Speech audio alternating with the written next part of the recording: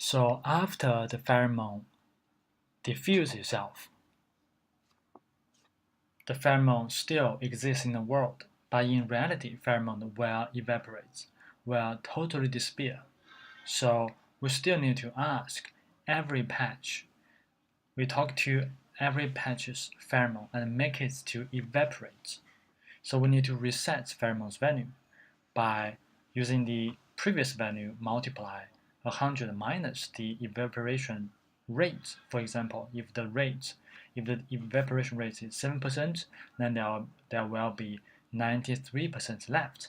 So it's previous pheromone value multiply 93% and use this new value as the value for this patch.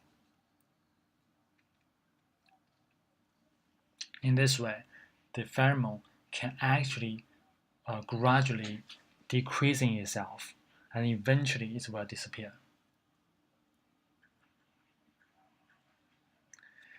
But when the pheromone's level is below 0.05, we would consider the pheromone is actually gone.